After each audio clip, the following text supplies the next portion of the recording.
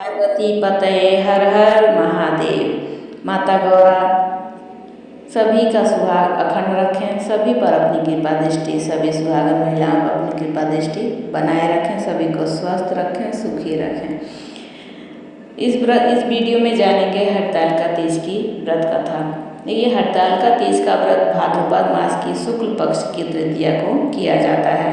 इस दिन माता पार्वती और भोलेनाथ की रेत की मूर्ति बनाकर पूजा किया जाता है। सुंदर वस्त्रों, कदले स्तंभों से गृह को सजाकर नाना प्रकार के मंगल गीतों से रात्रि जागरण भी करना चाहिए। इस व्रत को करने वाली स्त्रियां पार्वती के समान सुखपूर्वक पति रमण करके शिवलोक को जाती हैं। तो चलिए अब कथा श्रवण करते हैं। इस व्रत के महात्म्य की कथा भगवान शिव ने पार्वती को उनके पूर्व जन्म का स्मरण कराते हुए इस प्रकार कही थी।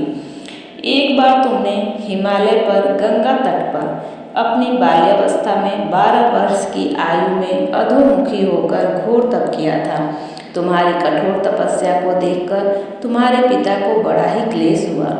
एक दिन तुम्हारी तपस्या और तुम्हारे पिता के क्लेश के कारण नारद जी तुम्हारे पिता के पास आए और बोले कि विष्णु भगवान आपकी कन्या से विवाह करना चाहते हैं। उन्होंने इस कार्य हेतु मुझे आपके पास भेजा है। तुम्हारे पिता ने विष्णु जी के प्रस्ताव को सहर्ष ही स्वीकार कर लिया। इसके बाद नारद जी ने विष्णु जी के पास जाकर कहा कि हिमालय राज अपनी पुत्री सती का विवाह आपसे करना चाहते हैं। विष्णु जी भी तुमसे विवाह करने को राजी हो गए। नारद जी के जाने के बाद तुम्हारे पिता ने तुम्हें बताया कि तुम्हारा विवाह विष्णु जी से तय कर दिया है। यह अनहोनी बात सुनकर तुम्हें अत्यंत दुख हुआ और तुम जोर जोर से विलाप करने लगी। एक अतरंगी सखी के द्वारा विलाप का कारण पूछने पर तुमने सारा वृतांत सखी को बता दिया। मैं शिव भगवान से विवाह के लिए कठोर तप कर रही हूँ। उधर हमारे पिता श्री विष्णु जी के साथ मेरा संबंध बनाना चाहते हैं। क्या तुम मेरी सहायता करोगी? नहीं तो मैं प्राण त्याग दूंगी। तुम्हारी सखी बड़ी दूरदर्शी थी। वह तुम्हें एक घनघोर जंगल में ले गई। इधर तुम्हारे पिता तुम्हें घर में नहीं पाकर बहुत चिंतित हुए। मैं विष्णु जी से उसका विवाह करने का वचन दे चुका हूँ। वचन भंग की चिंता से वह मूर्छित हो गए। इधर तुम्हारी खोज होती रही और तुम अपनी सहेली के साथ नदी के तट पर एक गुफा में मेरी तपस्या करने में लीन हो गई। भाद्रपद शुक्ला की तृतीया को हस्त नक्षत्र में तुमने रेत का शिवलिंग स्थापित करके व्रत किया और पूजन किया तथा रात्रि जागरण भी किया। तुम्हारे इस कठिन तप व्रत से मेरा आसन डोलने लगा, मेरी समाधि टूट गई। मैं तुरंत तुम्हारे पास पहुंचा और वर मांगने का आदेश दिया।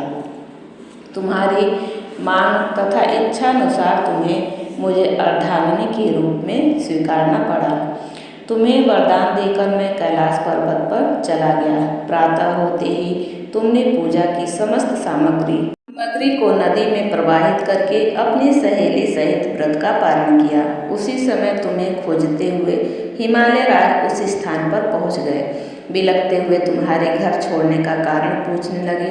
तब तुमने उन्हें बताया कि मैं शिव भगवान को पति के रूप में वरण कर चुकी हूँ, परंतु आप मेरा विवाह विष्णु जी से करना चाहते थे, इसलिए तुम्हें मुझे घर छोड़कर आना पड़ा। मैं अब आपके साथ घर इसी शर्त पर चल सकती हूँ कि आप मेरा विवाह विष्णु जी से न करके भगवान शिव से करेंगे।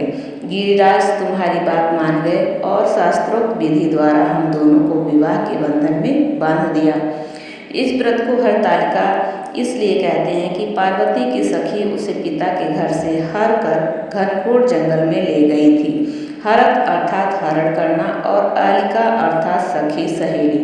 हरतालिका हरत प्लस आलिका।